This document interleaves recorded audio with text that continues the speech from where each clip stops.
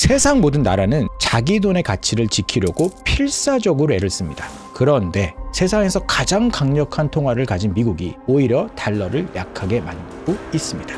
이 말 단순한 의심이 아니라 세계 최대 헤지펀드 브리지워터의 창립자 레이 달리오가 경고한 내용입니다.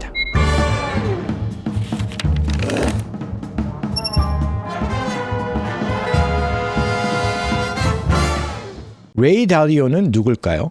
1,500억 달러, 천문학적인 돈이잖아요. 우리 돈으로는 약 200조 원 규모의 자산을 운용하는 단순히 돈 좀 만지는 투자자가 아닙니다. 이분은요, 수십 년간 세계 경제 흐름을 분석하고 예측해온 통화의 역사와 제국의 흥망성쇠를 꿰뚫어본 살아있는 경제 교과서 같은 인물입니다. 그러니까 단기적인 시장 움직임 보면서 이렇게 그냥 투자하고 이런 거가 아니라 워런 버핏처럼 장기적인 경제 사이클을 좀 주목해온 인물이기도 하고요. 원칙, 프린시플이라든지 변화하는 세계 질서, Changing World Order 등 달러 중심 세계 질서의 변화와 제국의 흥망 주기를 다루는 경제 저서의 저자로도 유명합니다. 여러분은 조 변호사님 이거 읽었어? 라고 하실 수 있는데 짜잔. 죄송해요. 미국 달러를 스스로 약화했다 이런 얘기가 있거든요. 레이 달리오 이분께서 왜 미국이 의도적으로 달러를 약화시키고 있냐라고 하는 이거를 들으면서 compelling, 그러니까 한마디로 이게 사실이라기보다는 꽤 신빙성이 있다라고 하는 이유 중에 하나가 여기 나와 있어요. 부채를 줄이기 위해서라고 합니다. 레이 달리오가 지금 미국은 달러를 스스로 약화시키고 있다고 말했는데 이쯤 되면 제가 궁금하죠. 미국은 왜 스스로 자기 자산을, 자기 살을 깎아먹을까? 보통 국가는요, 자국 통화가 강해지길 바라는 게 맞잖아요. 그래야 수입 물가도 낮아지고 싸게 사올 수 있죠. 외국인 투자도 받기 쉬워지잖아요. 인트레스가 높으니까. 그런데 미국은 다르다는 거예요. 미국은 달러가 너무 강해지는 걸 꺼립니다. 달러가 너무 비싸지면 미국 제품이 해외에서 너무 비싸져서 수출 경쟁에서 밀리기 때문입니다. 가격 경쟁력이 떨어진다는 거예요. 트럼프 1기 때 집권 당시 이렇게 얘기를 해요. 중국과 유럽은 자국 통화를 조작해서 싸게 만들고 있다. 미국도 그렇게 해야 한다라고 얘기를 실제적으로 했습니다. 이 뉴스가 2019년, 이때만 도 젊으셨죠? 지금은 나이가 좀 세월을 맞으셨지만 뭐라 그랬냐면 트럼프 대통령이 중국과 유럽이 a big currency manipulation game, 통화를 조작하고 있는데 미국 또한 똑같이 해야 된다는 거죠. 바로 이거예요. 미국은요, 수출을 늘리고 무역 수지를 개선해서 때때로 달러 약세를 유도해 왔습니다. 주로 금리나 통화 정책으로 달러 가치를 조절하는 방식을 자주 썼었거든요, 역사적으로. 자, 근데요, 레이 달리오가 여기서 좀 주목해야 될 거는요, 단순히 수출 때문이 아니라고 얘기하는 거예요. 이보다 더 깊은 아주 구조적인 원인이 있어서 그걸 지적하는데요. 그게 바로 미국의 부채입니다. 전쟁, 복지 지출, 금융위기를 겪으면서요, 미국 정부는 천문학적인 규모의 부채를 떠안게 됐습니다. 그거는 다른 나라들도 마찬가지긴 해요. 캐나다, 한국, 어느 나라도 지금 다들 돈을 찍어내느라 부채가 많이 늘어났죠. 우리 집 대출금도 몇 억인데 국가 부채는요, 그야말로 상상 초월입니다. 그런데 이 부채를 단순히 세금만으로 갚는 데는 한계가 있어요. 그래서 어떻게 하냐? 자, 이럴 때 정부가 선택할 수 있는 아주 교묘한 방법이 있습니다.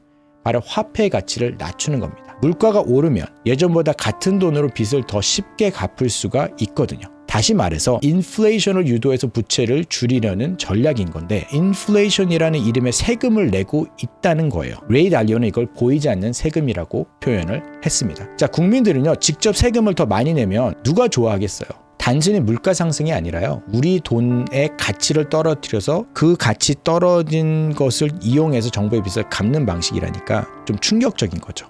그런데 이런 전략은요, 미국만 좋은 거예요. 미국 외 나라들은요, 위험을 느끼기 시작했죠. 달러는요, 전 세계에서 가장 많이 사용되는 기축통화잖아요. 마치 세계 무역의 공용어처럼 쓰이는 건데, 국제 결제나 원자재 수입을 위해서 달러가 필요하고요. 미국 국채도 여전히 안정적인 자산에 여겨지기 때문에 전 세계에서는 수요가 계속 유지가 돼요. 근데 미국은 이렇게 달러 특권을 갖고 있는 거잖아요. 마음대로 기축통화를 움직일 수 있는 거니까.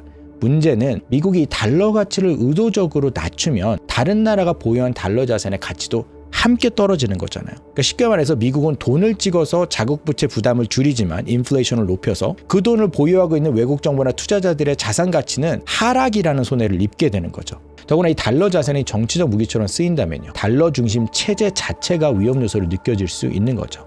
실제로요, 2022년 러시아가 우크라이나를 침공했을 때 미국과 서방 국가들이 뭘 했어요? 러시아의 외환 자산, 중앙은행이 보유한 달러를 동결해버린 사건이 있었습니다. 이것이 전례가 없는 일이었거든요. 한 주권 국가의 외환 보유고를 타국이 막아버린 거예요. 전 세계 중앙은행들은요 이렇게 생각했습니다. 미국이 정치적인 이유로 우리의 자산을 동결할 수 있다면 언제든 우리도 위험해질 수 있겠다. 그 결과 그때부터 많은 나라들이요 달러 자산을 줄이고 금이나 다른 자산으로 분산을 하기 시작을 했고요. 그때부터 달러에 대한 글로벌 신뢰가 약해지고 달러를 갖고 있는 것이 오히려 리스크가 될 수 있다는 인식이 퍼지기 시작한 겁니다.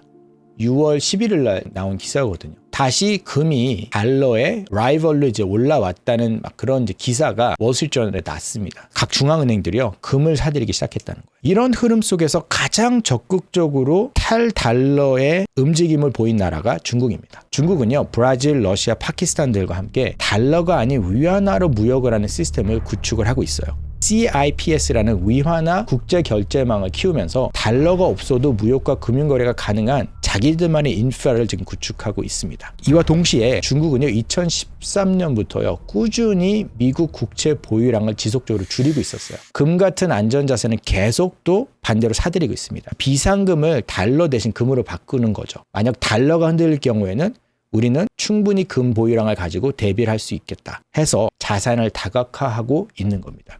미국의 금리, 외교, 군사 정책에 휘둘르지 않기 위한 구조적인 탈달러 전략인 거죠. 많은 분들, 또 저희 구독자들은 경제 뉴스를 많이 보시는 분들이 많은 것 같은데 경제 뉴스를 눈여겨보신 분들이라면 아시겠지만 중국뿐만 아니라 일본도 미국 국채를 대규모 매도를 했습니다. 여기서 말하는 국채는요, 쉽게 말해서 미국 정부가 돈을 빌리면서 일본에게 발행을 해준 차용 증서 같은 건데, 일본은 한때요 미국에 가장 많은 돈을 빌려준 나라였는데 최근 들어와서 엔화 가치가 좀 많이 떨어졌거든요. 또 에너지 가격이 급등하면서 나라에 좀 큰 부담이 되고 있어요. 그래서 일본 정부는 미국 국채를 팔아서 생긴 달러를 시장에 풀어서 엔화 가치를 좀 끌어올리고 동시에 국내에 필요한 현금을 좀 확보하자 한 겁니다. 지금 중국과 마찬가지로 자국 경제를 지키기 위한 현실적인 선택에 가까운 거죠. 결과적으로는 미화를, 국채 보유를 줄인 거긴 하겠지만요. 하지만 이렇게 열심히 노력하는 움직임에도 불구하고요. 2024년 기준으로 보면 전 세계 외환 거래의 88% 그리고 중앙은행 외환 보유액의 약 60%가 여전히 미화로 이루어지고 있어요. 즉 아직까지는 달러가 글로벌 금융 시스템의 중심 자리를 굳건히 지키고 있다는 겁니다. 변화가 쉽지는 않아요. 그래서 레이 달리오, 원래 시작했던 레이 달리오 한번 돌아가 볼게요. 레이 달리오는 모든 현상이 단순한 경기순환이 아니라고 얘기를 하는 거예요. 이게 인류 역사를 수백 년간 반복되어 온 장기 부채 사이클, 빅 데트 사이클이라는 어떤 그 사이클의 끄트말에 미국이 접어들었다고 보는 겁니다. 이걸 어디까지 가서 보냐면 로마 시대까지 가서 보는 거예요. 큰 나라들, 영국, 대영 제국, 로마라든지 이런 큰 제국들이 패권이 끝나는 그 끝시기에 왔다는 거죠. 이 사이클에서는 정부가 경기를 부양하기 위해 무분별하게 돈을 찍어내다가 결국 부채가 감당할 수 없을 만큼 커지고 그 결과 통화 가치가 떨어지게 됩니다. 그럼 사람들은 점점 화폐 가치를 신뢰하지 않게 되고요. 과거의 제국들도 이런 사이클을 통해서 몰락의 패턴이 찾아왔던 거예요. 지금 미국 역시 그 길목에 서 있다는 게 레이 달리오의 진단입니다.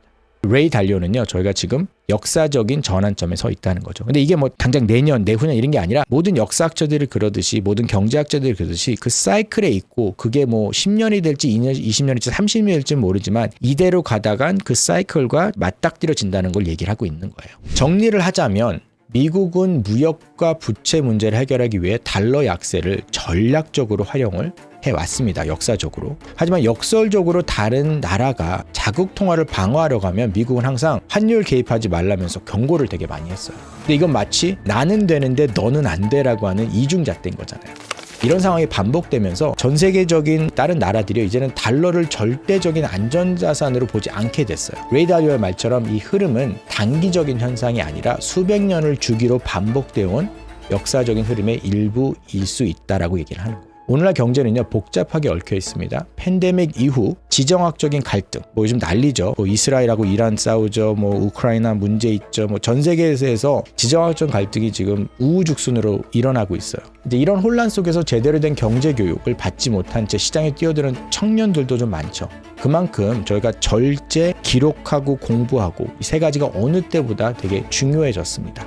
돈을 벌고 지키는 건요 단기 스킬이 아니에요. 치고 빠지는 게 중요한 게 아니고 평생 갈고 닦아야 하고 다음 세대들에게 물려줘야 될 생존 기술이라고 저는 생각을 해요. 자, 오늘 영상을 통해서 조금 지루하고 길으셨을 수는 있지만 그 지식의 한 조각을 제가 전달해 드릴 수 있었던 역할이 됐다면 좀 좋을 것 같습니다. 자, 오늘 영상 도움이 되셨다면요, 구독과 좋아요 부탁드리고요. 저는 다음 영상에서 뵙도록 하겠습니다. 감사합니다.